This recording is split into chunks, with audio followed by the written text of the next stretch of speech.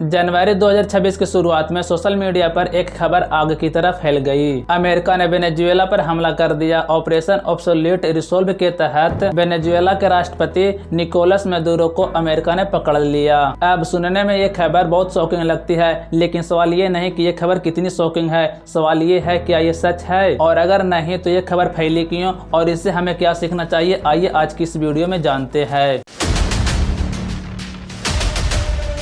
Venezuela के पास दुनिया के सबसे बड़े प्रोवन ऑयल रिजर्व है। मतलब जमीन के नीचे इतना सारा तेल है कि कई देशों की इकोनॉमी उस पर चल सकती है। अब जब हम ये सुनते हैं तो हमें लगता है कि ऐसा देश तो बहुत अमीर होगा, लेकिन वेनेजुएला की कहानी यहीं से उल्टी शुरू होती है। 1970 में जब पूरी दुनिया में ऑयल क्राइसिस आया, तेल की कीमत अचानक बढ़ गई। वेनेजुएला के लिए ये किसी जैकपॉट से कम नहीं था। तेल एक्सपोर्ट से सरकार के पास बहुत सारा पैसा आया, फॉरेन करेंसी की कोई कमी नहीं हुई, और सरकार ने सोचा जब पैसा इतना सारा आ रहा है तो इसे जनता पर क्यों न खर्च किया जाए। वेनेजुएला के सरकार ने शुरू की मुफ्त शिक्षा, मुफ्त हेल्थ केयर, दुनिया का सबसे सस्ता पेट्रोल। शुरुआत में ये पॉलिसी सबसे ज्यादा पॉपुलर थी। लोगों की जिंदगी बेहतर हुई, लोग गरीब कम होते हुए दिखे, लेकिन यहाँ एक बहुत बड़ी प्रॉब्लम थी, ये सब सस्टेनेबल नहीं था, क्योंकि ये पैसा किसी इंडस्ट्री से नहीं आ रहा था, ना ही किसी इन्वेशन से आ रहा था, बल्कि सिर्फ और सिर्फ तेल से आ रहा था। वेनेजुएला ने अपनी पूरी इकोनॉमी सिर्फ एक चीज पर टिका दी, तेल पे। उन्होंने एग्रीकल्चर को इग्नोर किया, मैन्युफैक्चरिंग सेक्टर को ग्रो नहीं किया, टेक्नोलॉजी और स्किल पे इन्वेस्ट नहीं की। इसका मतलब है अगर कल तेल की कीमत गिर गई तो सरकार के पास कोई दूसरा रिसोर्स नहीं होगा, और यही कहलाता है सिंगल प्रोडक्ट इकोनॉमी, और ये किसी भी देश के लिए सबसे खतरनाक मॉडल है। 1999 में वेनेजुएला के सत्ता में आते हैं ह्यूगो चावेस।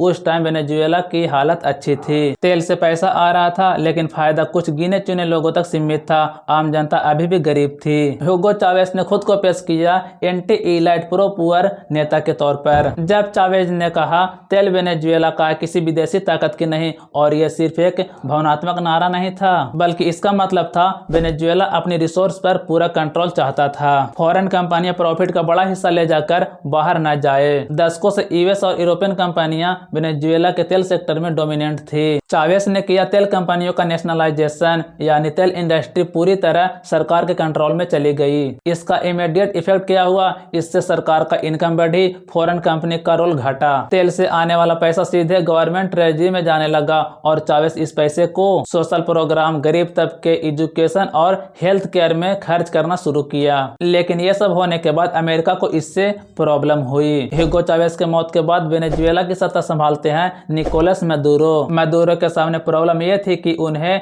चावेस जैसी पॉपुलैरिटी नहीं मिली। इकोनॉमी पहले से कमजोर हो चुकी थी और ग्लोबल सिचुएशन बदल रही थी। 2014 के आसपास ग्लोबल मार्केट में ऑयल प्राइसेस तेजी से गिरती है। अब याद रखना वेनेजुएला की इकोनॉमी लगभग पूरी तरह तेल पर डिपेंड थी। गवर्नमेंट की इनकम का मेजर हिस्सा तेल से आता था, और जैसे ही तेल सस्ता हुआ सरकार की इनकम घटने लगी, लेकिन खर्च पहले जैसा ही था, और यहीं से शुरू हुआ इकोनॉमी प्रेशर। दूसरा बड़ा कारण, तेल गिरने के बाद सरकार के पास दो ऑप्शन थे। पहला, इकोनॉमी को डाइवर्सिफाई करना, दूसरा खर्च और पॉलिसी में सुधार करना। लेकिन मैदुरो सरकार प्राइस कंट्रोल लगाती रही, मनी प्रिंट करती रही, लेकिन करप्शन को रोक नहीं पाई। नतीजा क्या हुआ, सप्लाई कम, डिमांड ज्यादा, और इन्फ्लेशन बेकाबू, यानी इकोनॉमी अंदर से क्रैक होने लगी। और इसी बीच अमेरिका ने मैदुरो पे एलिगेशन लगाते हुए बोला वेनेजुएला में चुनाव फेयर नहीं हो रहे, ऑपोजिशन को दबाया जा रहा है, और मैदुरो धीरे धीरे डिक्टेटर बन रहे हैं। मैदुरो सरकार ने इन आरोप को रिजेक्ट करती रही। उन्होंने बोला ये मेरा इंटरनल मैटर है, लेकिन इंटरनेशनल लेवल पर मैदुरो की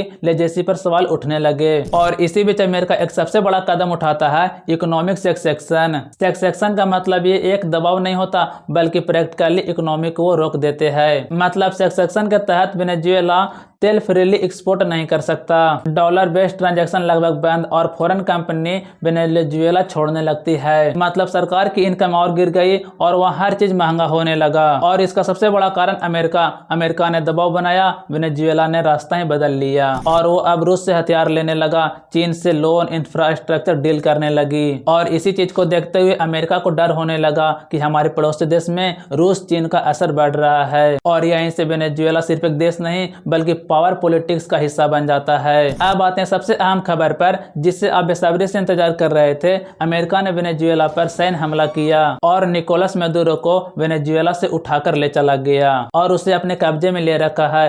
फिलहाल जिस टाइम हम इस वीडियो को बना रहे हैं अभी उसके आगे की खबर नहीं मिली है। और हाँ, अगर आगे की खबर जानना चाहते हो तो चैनल को सब्सक्राइब करके नोटिफिकेशन बेल को ऑल पे क्लिक कर लीजिए। नेक्स्ट वीडियो जैसे डालेंगे नोटिफिकेशन आपको मिल जाएगा। फिलहाल मिलते हैं अगली वीडियो में। जय हिंद।